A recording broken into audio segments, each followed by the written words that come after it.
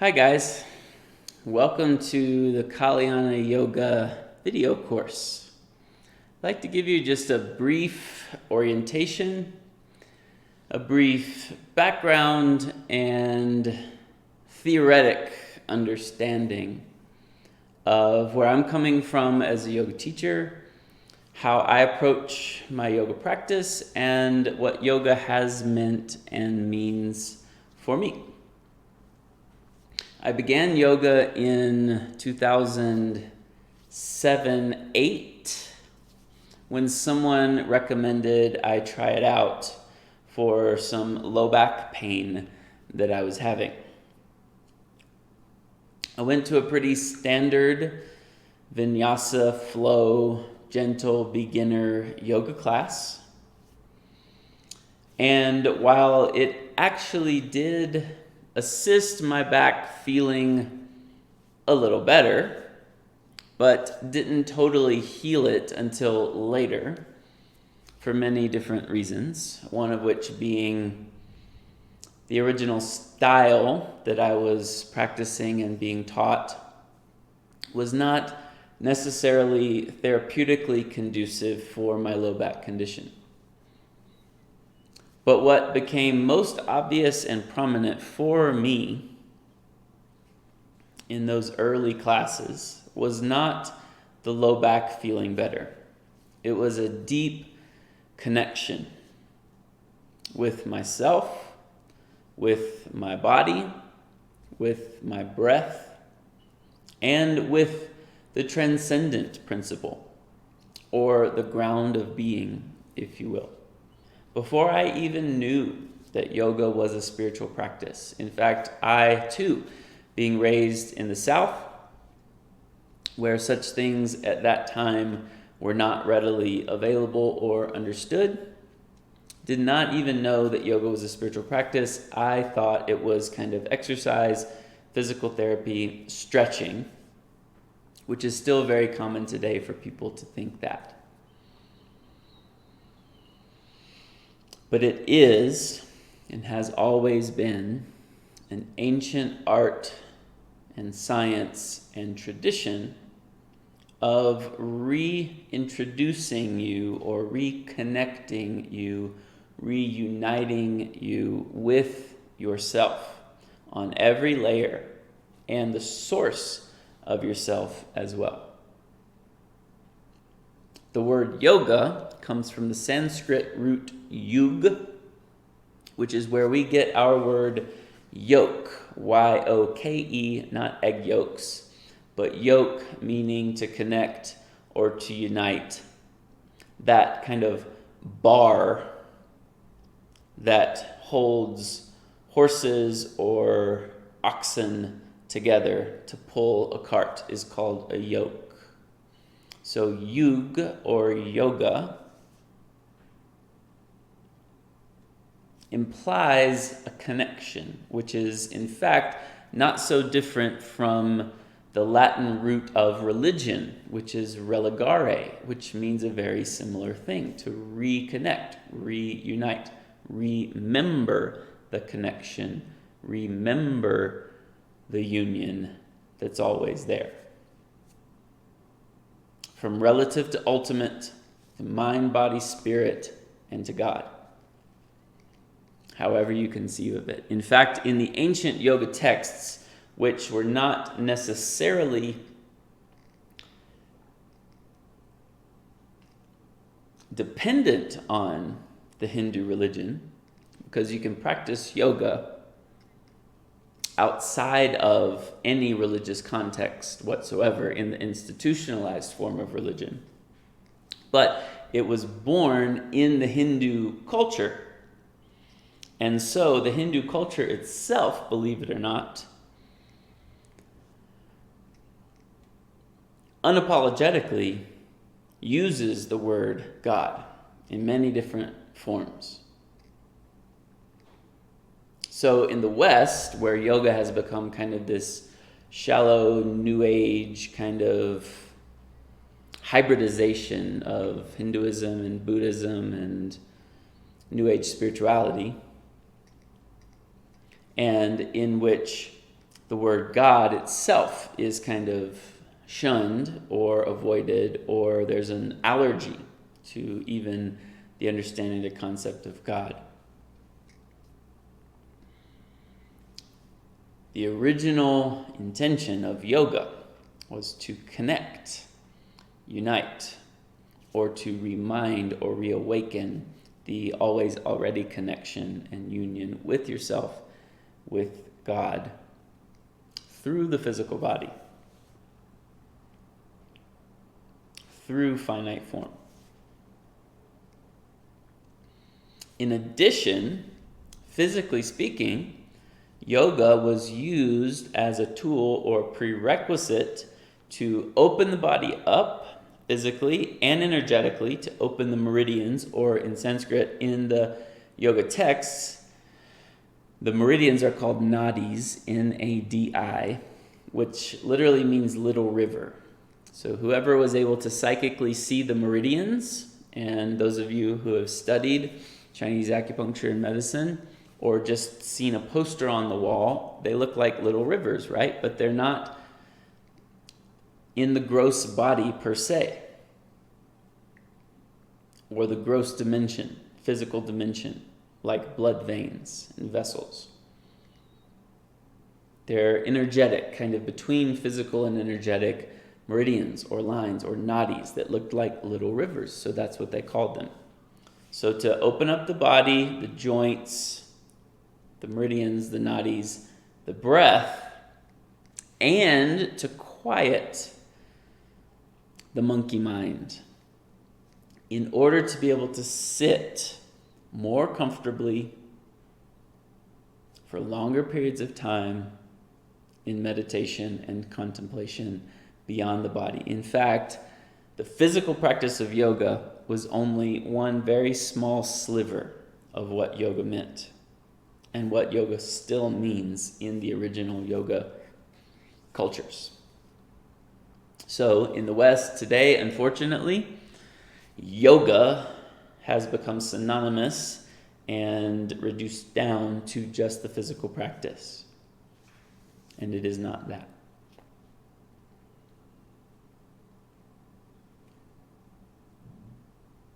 So I followed a path of teachers, styles, traditions from North Carolina to Chicago to Denver, including Ashtanga Yoga, Iyengar Yoga, Anusara Yoga, and others. And I was actually very quote-unquote good at those styles, because past life, for sure, as well as my own kind of athletic background, where I have a strong mind-body coordination connection, as well as I've always been very flexible for a guy. And I was always praised by my yoga teachers because I could do all the poses. I could mimic what they looked like in a book just after the first time of seeing it. Now, for sure, that was from some past life reawakening, because I've done this before. I know it just lives in my body, like other musicians or artists or dancers who can just pick it up like that. That has been me over the years in yoga. However, it wasn't until I discovered Kayut Yoga, which I am certified in. I have certificates in a 200-hour kind of generic yoga training from Chicago, where I was very briefly introduced and trained in many different styles, but then did apprenticeships and deeper programs with different teachers in those styles as well. But the initial 200-hour certification program was kind of a broad overview, not in one specific style, that I'm very grateful for having that approach. And then I'm also certified in Kayut Yoga and studied directly for 2.5-ish years with Francisco Cayute. And when I discovered Cayute, that really changed my entire perspective of the physical practice of yoga. Now, Francisco and myself, because we've had conversations about this, differ on the spiritual component, the mental component, the meditative component of yoga, and that's great. That's no problem at all. Physically speaking, however, physiologically, therapeutically, along with my background in massage and body work, it all kind of came together when I worked with Francisco. And coupled with my already understanding and approach and teaching of the spiritual practice of meditation and self-inquiry, fit very nicely with the way Francisco approached asana, which is the physical practice of yoga. In that, what I call nexus knots, which is simply an unresolved samskara from a trauma or a drama over the years in your life or in another life that has carried over till now, and you have avoided that nexus knot. You have avoided that unresolution by no fault of your own, just to survive day-to-day life, to not feel pain, and that can be physical, mental, emotional, energetic. These nexus knots exist and live on each of the layers of the koshas. Now, this is my theory. This is not Francisco Cayute theory. I can put that aside for now. What I say from here on is basically my entire integration of all the different styles, all the different studies, spiritually, physically, body work, therapeutically, yogically, that I've been trained in, plus my own intuition, plus my own further research, plus my own downloads that I'm receiving to take it to the next level and make it into my own thing, so to speak, even though I don't have any attachment to it as mine. What I am teaching is new, and I always knew that I would not call something Kaliana yoga or label it or brand it as my own until it was clearly and distinctly something different than the rest. Of course, yoga is yoga, and it has its roots in ancient times. So there will be crossover, there will be similarities that makes it yoga and not karate or basket weaving. It's yoga.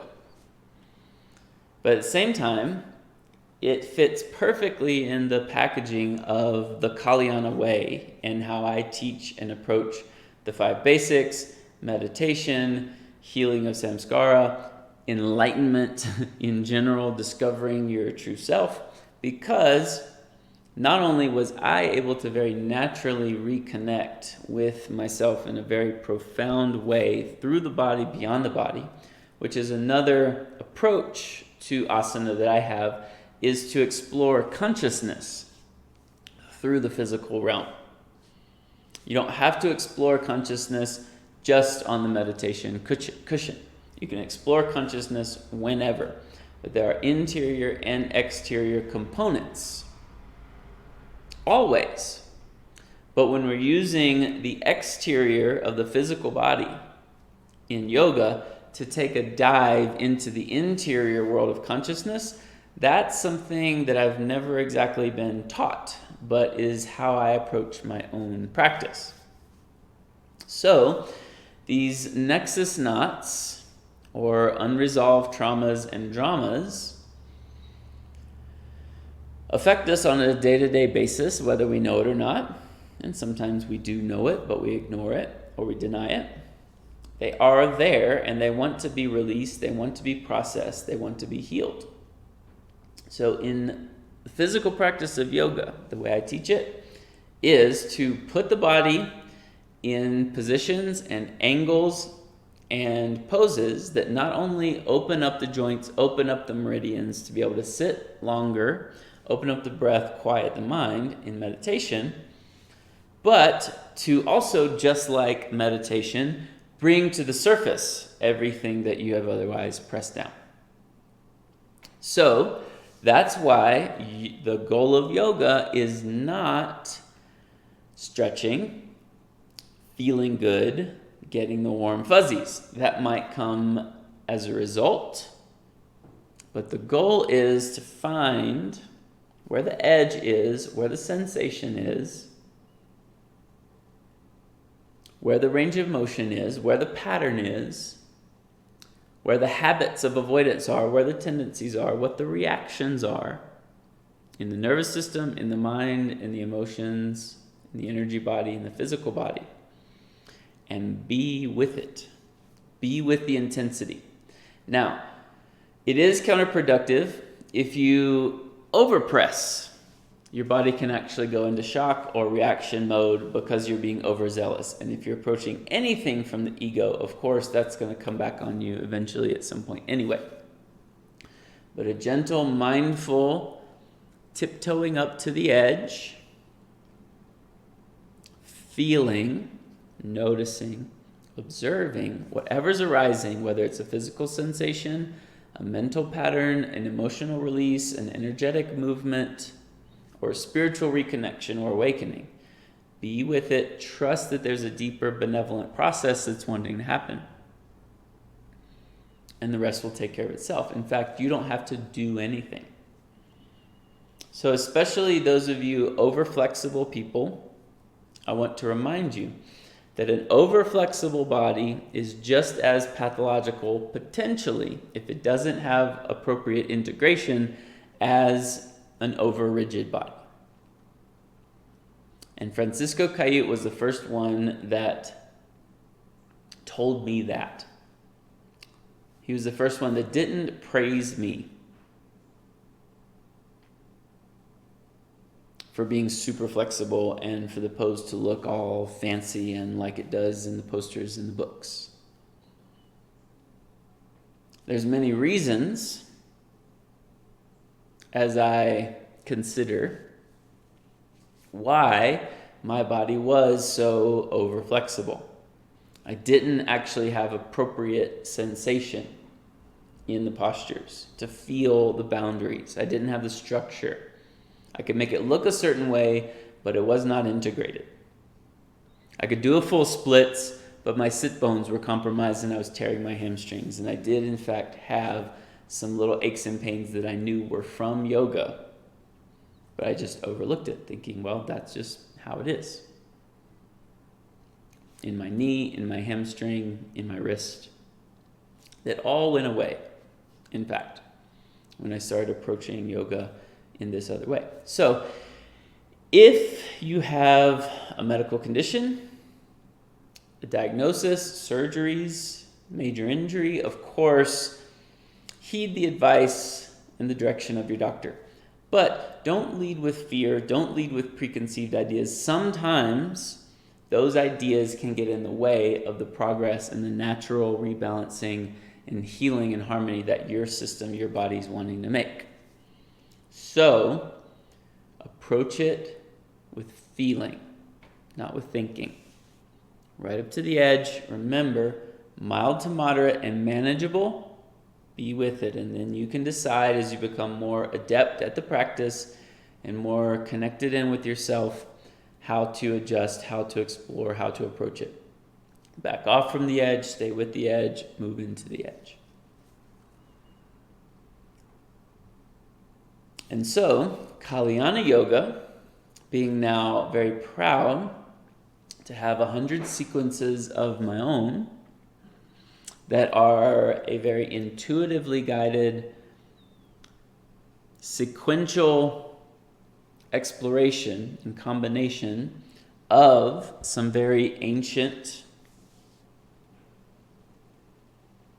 styles and more contemporary ones that I've learned and have received in my own practice, things that I play around with just when I'm doing yoga on my own, things that I've kind of made up or feel like I have been given to pass on to you.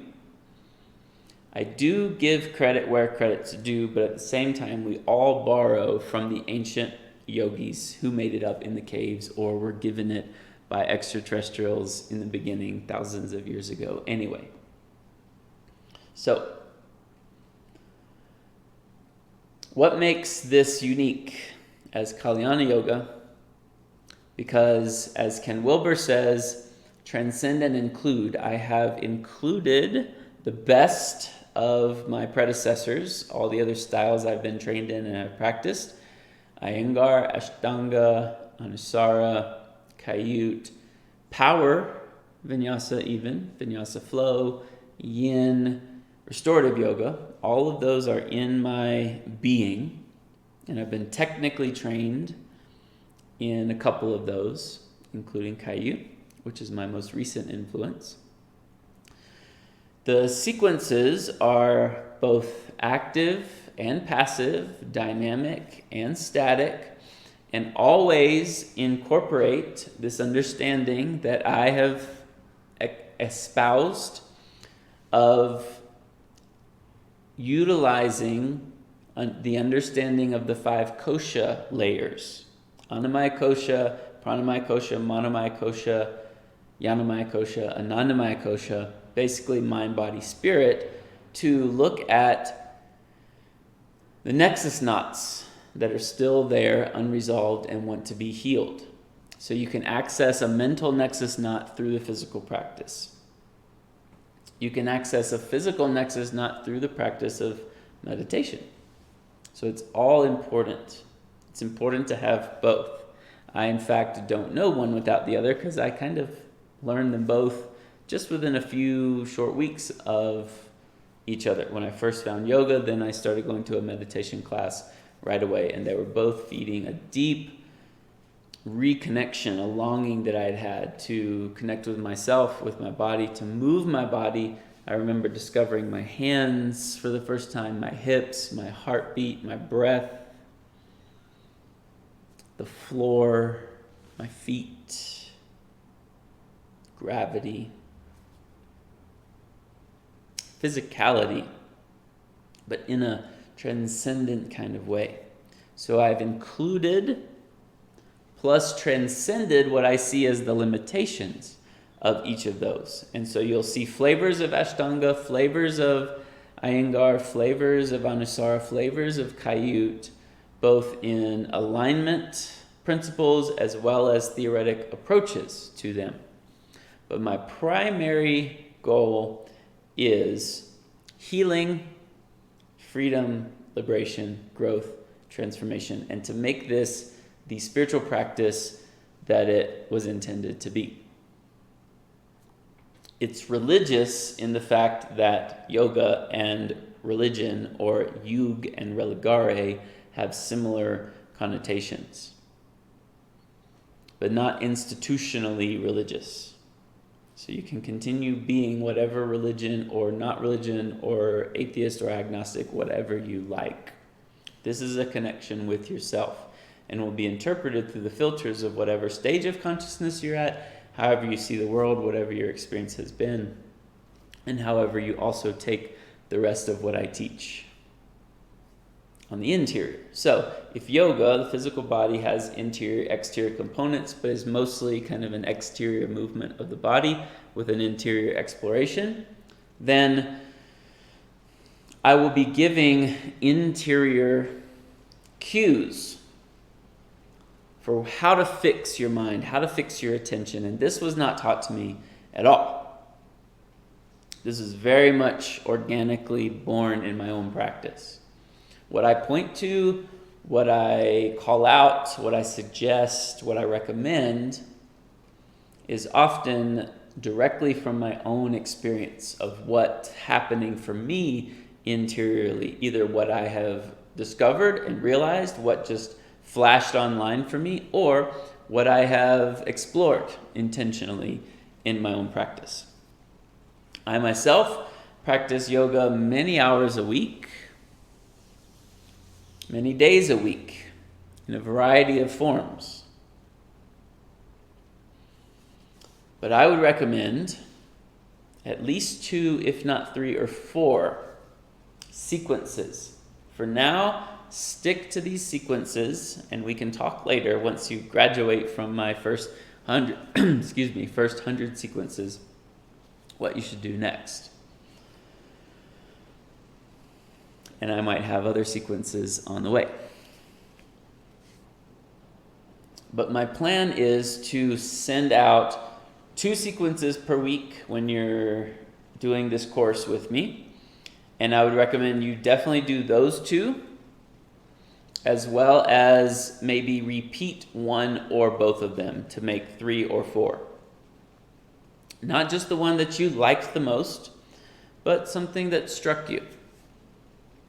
Remember, it's not just to make you feel good, it's to reveal what's beneath the surface. Another little mnemonic that I have come up with, or was given to me from somewhere else, is you have to peel back the layers, because that initial layer is what you have developed to present to the world to avoid either yourself or to avoid other people seeing whatever's been pressed down and ignored over the years or over the lifetimes, just to survive. And it could just be as simple as a shoulder surgery, and it's not totally been resolved or healed, so you develop this way of moving just so that you can reach to the top of the cabinet to reach what you need to reach.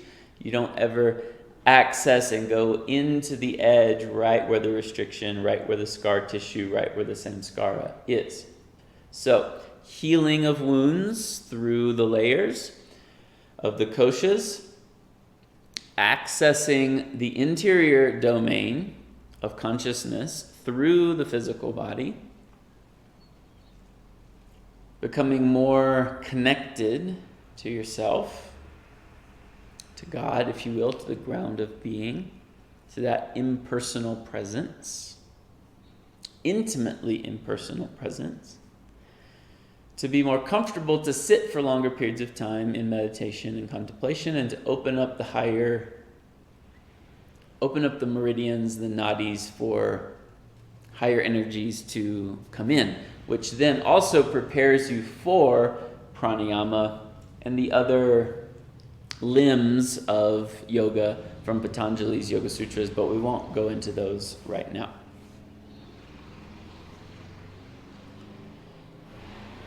So I may give some cues for how to incorporate the 5 basics, how to incorporate meditation, how to incorporate the interior domain, how to incorporate the koshas, how to incorporate the other concepts in the Kaliana way into your yoga practice. That's what makes it unique to what I'm teaching. And it's very specific to all of the styles that I have been trained in and have practiced over the years. Therefore, nobody else is teaching or practicing this. As I said, you will see flavors and inspirations from others, but no other teacher on the planet, because I'm not passing on a known lineage. I believe it's a lineage that's waking up in me from past lives, and that I'm adding to and increasing, deepening the groove of now.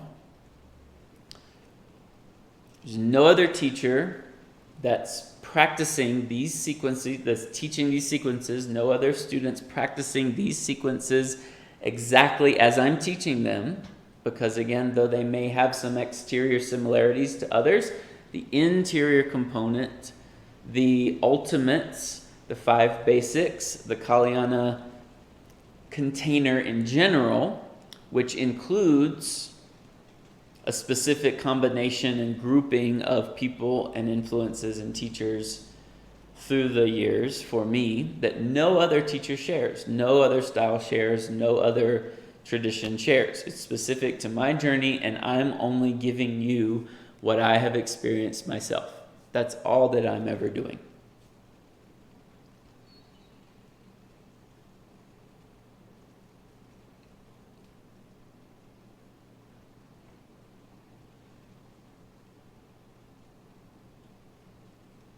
And so I'm very excited to roll this out to you.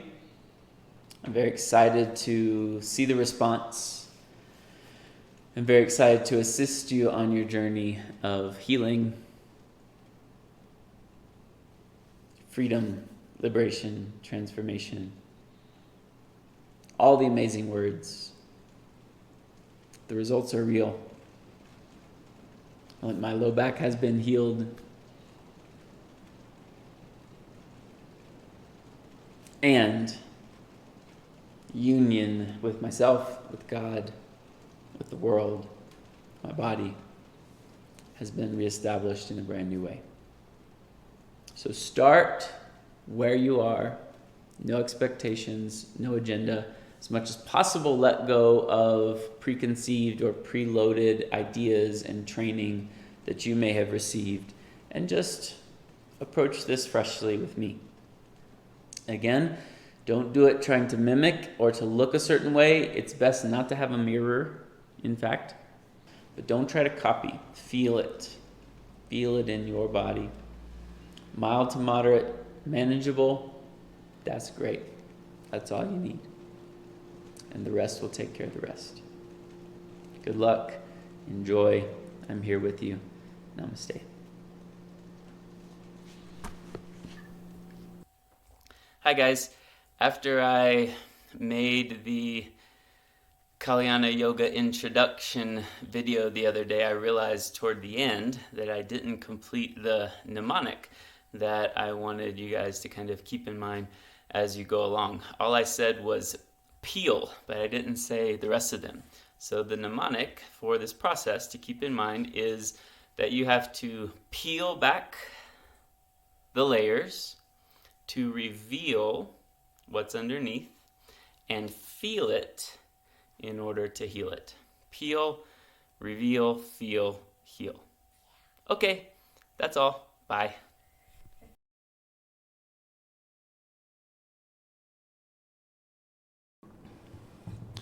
Hi guys, I'd like to give you a little demo and visual for the props or the equipment that you're going to need and your setup at your house or wherever you're practicing.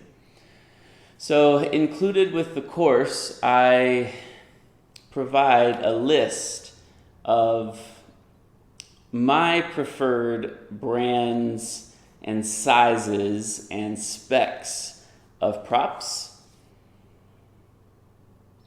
If due to supply or being out of stock or price or any other variable, any other factor, you're not able to get the one that I recommend, that's fine, but come as close as possible.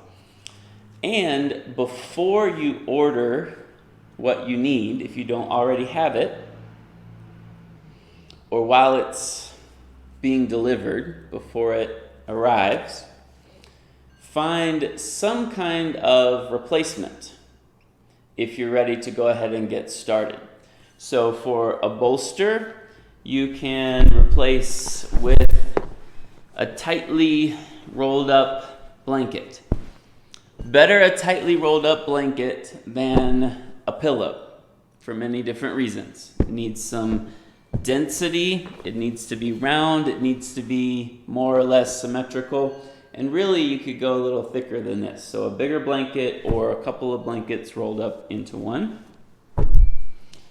As a replacement for a yoga strap, of course, any old belt or a bathrobe belt would do, just not one of these workout bands that's really rubbery and stretchy. It needs to not stretch, in other words.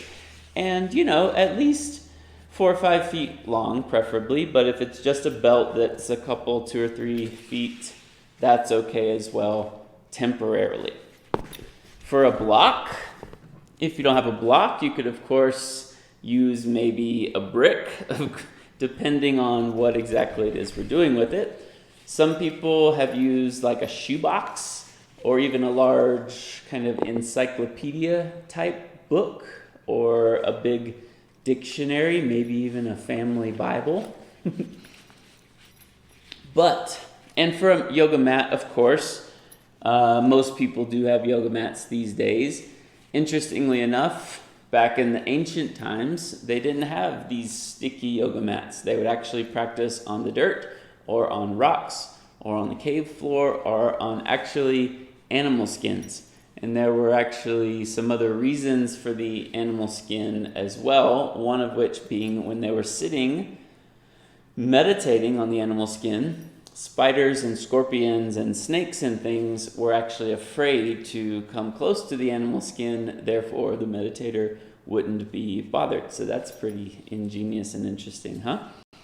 But for now, today, these days, we have yoga mats. Ideally have a sticky mat of some kind, not just a carpet or a rug, for different poses that we do down the road that really are assisted by a sticky mat.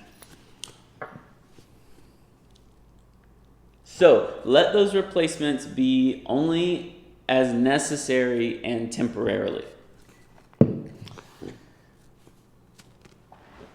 If you don't get the exact bolster that I recommend, and down the road from now, I do plan to actually have a whole kind of package or kit of Kaliana yoga props that have our logo on them and that are definitely recommended by me.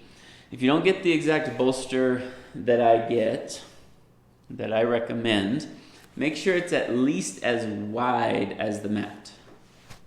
In other words, the length of the bolster is at least as wide as the mat.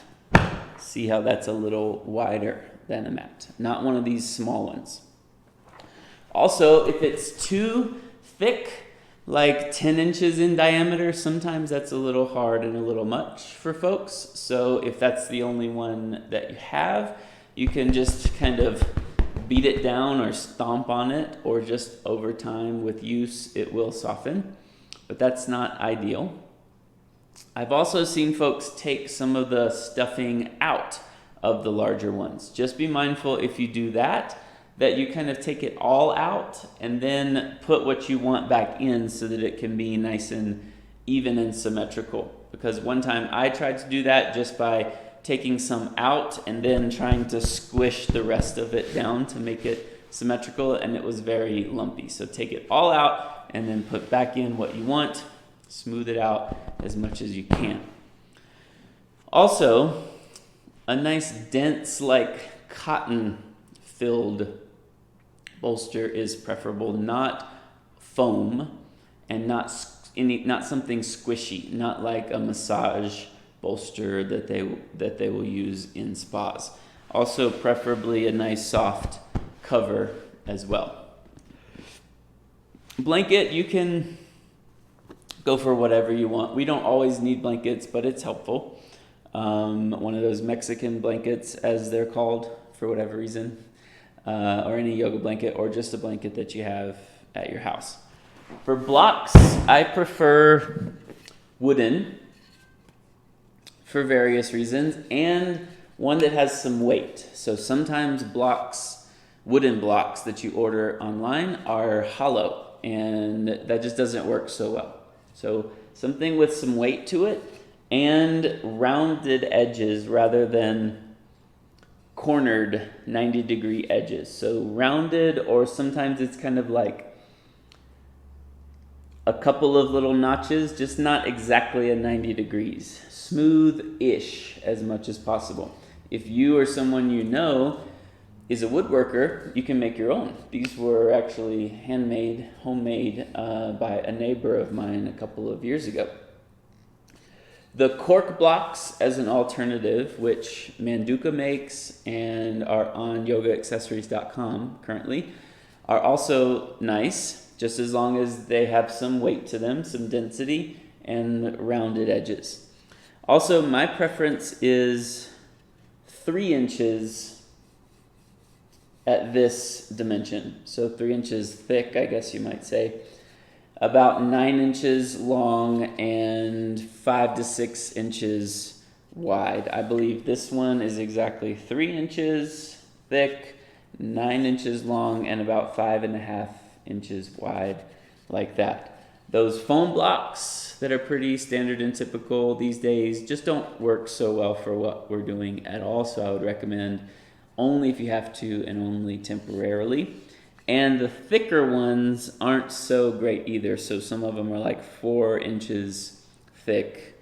Again, if you have to, fine, but I recommend 3 inches, a little thinner. Now, often we need a wall spot, but you don't necessarily know that we'll need that when you begin the sequence unless you repeat the sequences and you know which sequences are at the wall and which ones are not. So I recommend just always set up at the wall and make sure the whole wall is clear, kind of from floor to ceiling, and it's not having furniture or artwork or windowsill or something like that, so that when you put your legs up the wall, you're not going to hit anything. And in case we are at the wall, facing the wall with our hands on the wall, and I ask you to maybe reach up, you can reach up without touching anything either. In addition, sometimes I'll have you stretch out, lay out with your arms extending overhead and your legs extending in front of you.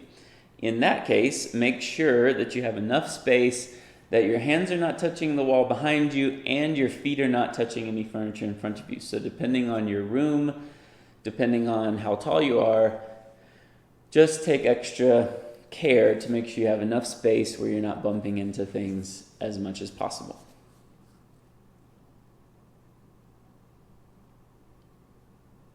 Okay, I think that's good for now. Enjoy. Hi folks. I'd like to give you a very brief visual demonstration of Sukhasana.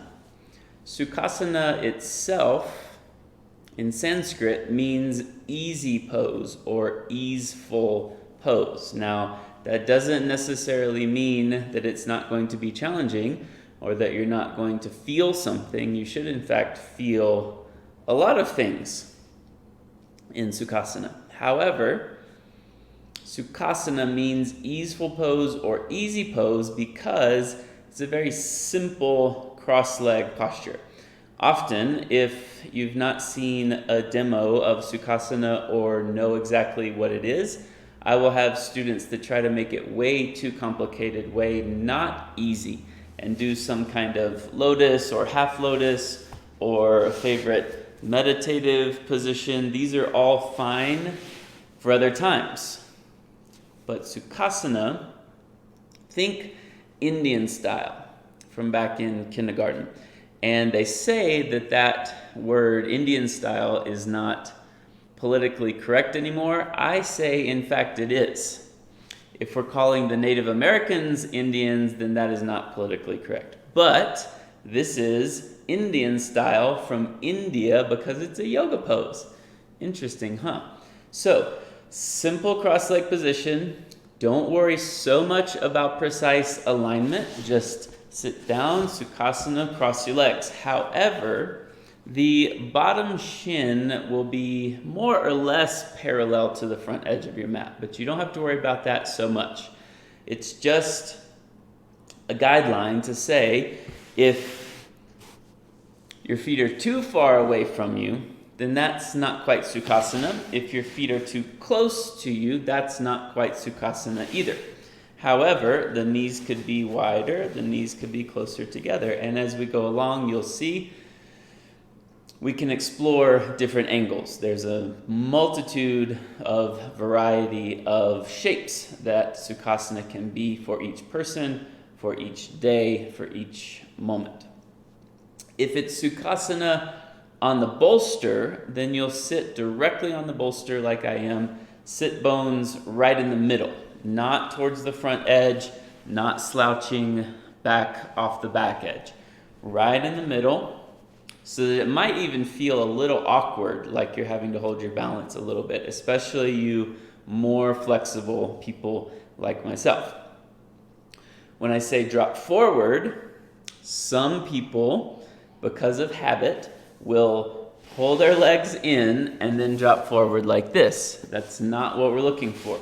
Drop forward with your sit bones still nice and grounded on the bolster. If the sit bones come off the bolster, then you've gone too far.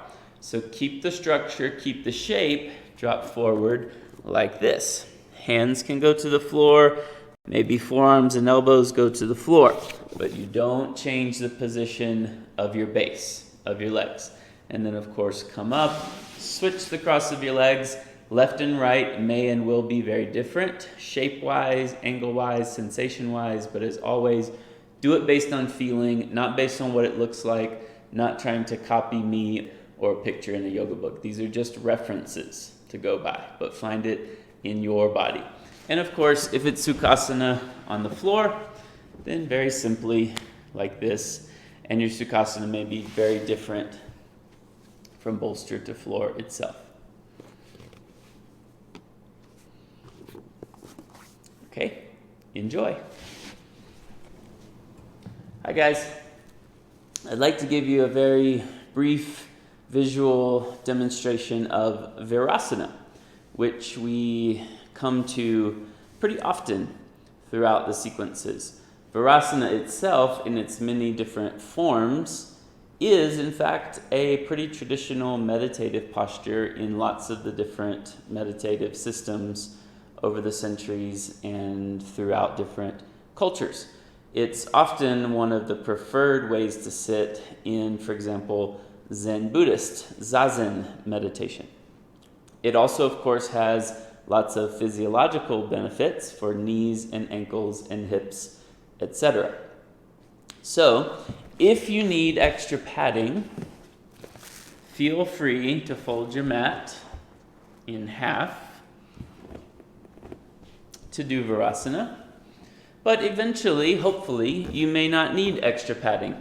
Try to avoid using a blanket all the time because it can kind of throw off the alignment and the dimensions of the posture. But if a blanket's absolutely necessary, just make sure you keep track of the edges of your mat for measurement. But preferably, if you need padding, fold the mat in half. Otherwise, more preferably, you don't need extra padding. But go by sensation, not preconceived ideas or fear.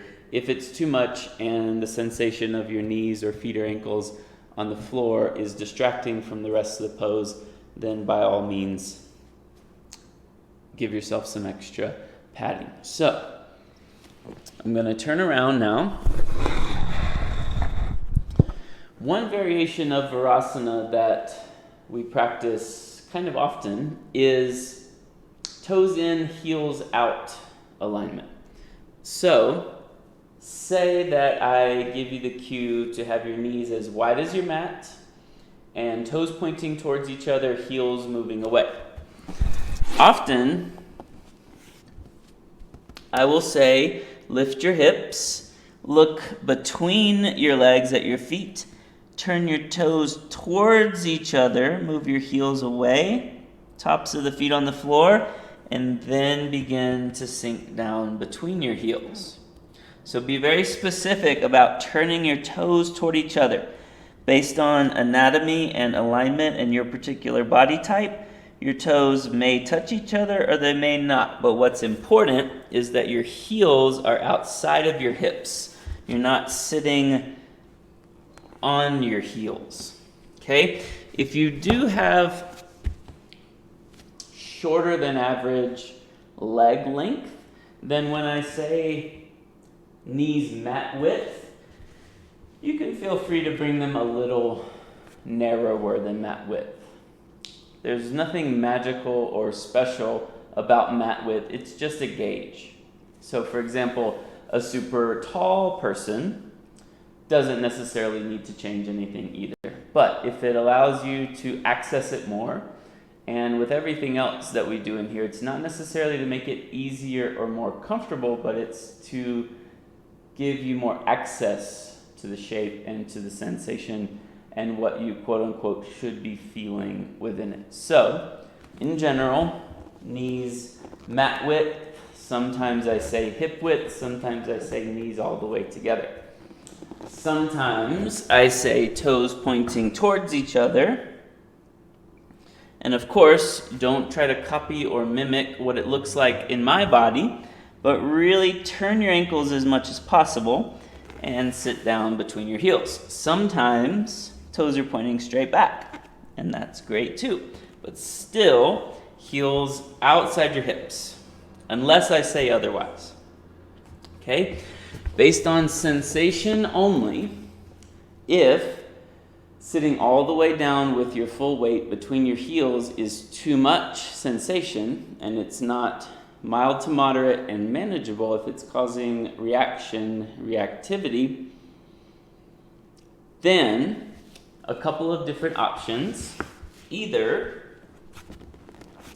lift your hips with your hands on the floor and manage the intensity and the pressure that way, or a different approach altogether is sit on the end of the bolster. And it's important to sit on the end, whether your toes are pointing towards each other and kind of tucking under the bolster, or toes are pointing straight back. Sit on the end of the bolster, not straddling it, and not horizontally across, because that's kind of awkward anyway, unless, of course, I say so, because there are a couple of instances when placing the bolster horizontally across your heels is called for. So otherwise, this is a nice neutral Virasana on the bolster. Enjoy. Hi guys. I'd like to give you a simple visual demonstration on fingers interlaced.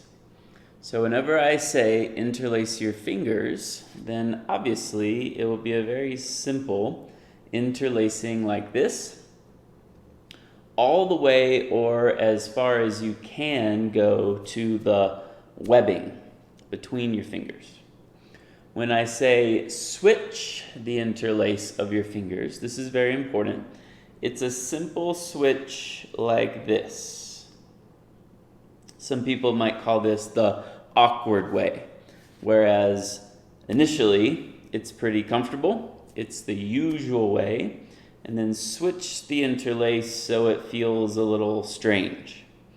Another way of approaching it is pay attention to which pointer finger is on top. So here at the beginning, my right pointer finger is on top. When I say switch the interlace, then the left pointer finger goes on top.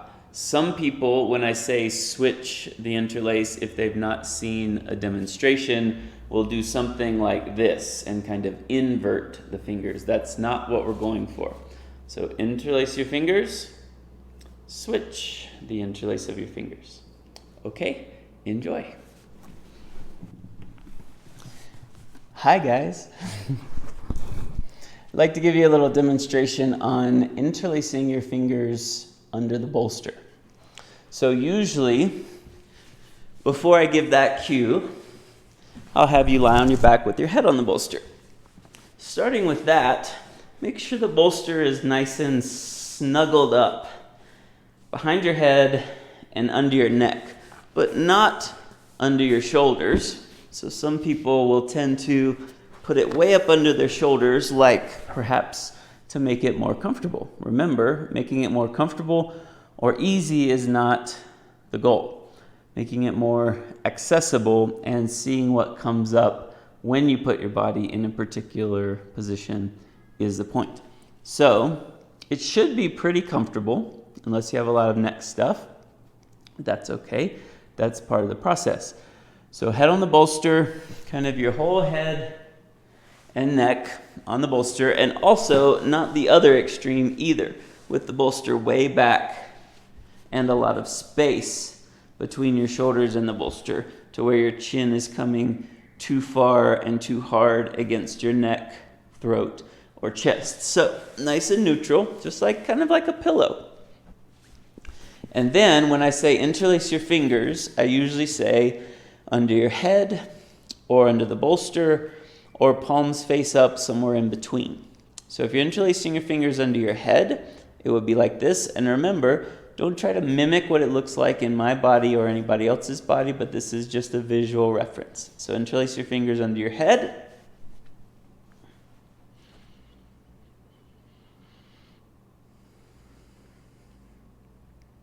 And just as a reminder, I'll often say switch the interlace of your fingers, and you just switch like this, as I demonstrated in the fingers interlacing module. As an option, interlace your fingers all the way under the bolster. I heard it described one time as kind of like, think you're a snow angel, or you're making a snow angel. Sweep your arms around, even though you don't have to do it this way every time. This is just for you to get an idea. Sweep your arms around, tuck them under the bolster, interlace your fingers, and I'll turn a little bit so that you can see from the back.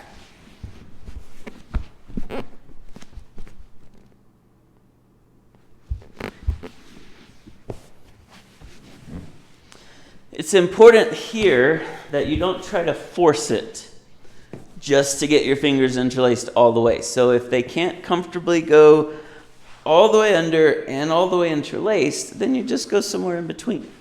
Palms face up under the outer edges of the bolster like so.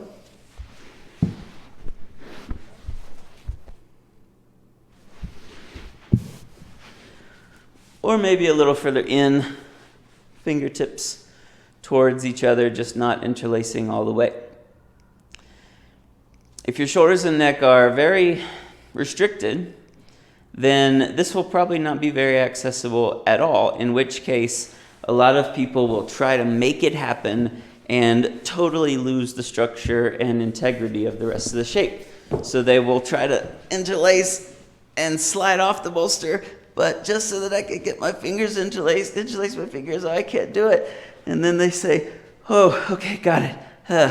And then look like this. My fingers are interlaced, but what happened to the rest of the pose? So it's a natural progression. Often, if it's your very first class and very first time interlacing your fingers like this, then just go under your head. Plenty of time to explore the rest, and then you can try under the outer edges, and then a little closer, and then eventually all the way as you're ready. Very good. Enjoy. Hi guys. Just a quick demo on legs up the wall.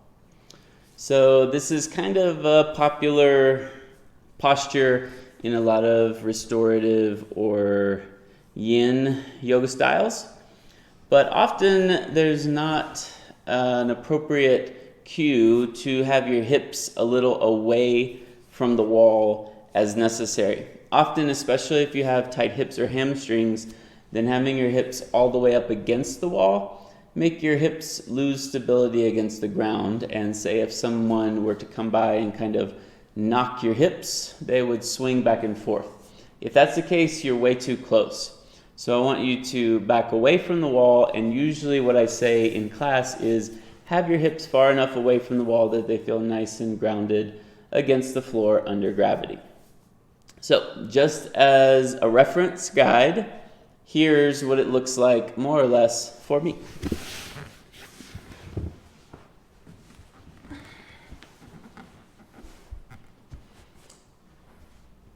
See how my hips are stable on the ground. If I'm too close and someone were to come by, they would swing back and forth. So as far back as necessary that they're grounded. A little movement and mobility is fine, of course, but they're not swinging in the same way as they do when my hips are all the way against the wall. And often it'll be legs up the wall with head on the bolster, sometimes head on the floor, sometimes fingers interlaced under your head, under your bolster, etc., or different combinations with your arms, hands, bolster, head, and neck. So it's very important to also keep all of your equipment, all of your props kind of close within arm's reach, so that if you are not aware that I'm going to say grab a strap, you don't have to get up to go get it. So you might have your legs up the wall and I say grab a strap and you didn't know that was coming. So it's nice to have everything within arm's reach, even if we don't use every prop every class. That's fine as well. Sometimes also I do say have your hips as far up to the wall as possible, and that's fine. So it's not wrong that the hips are swinging and swaying. That's not a wrong thing. It's just a different experience altogether.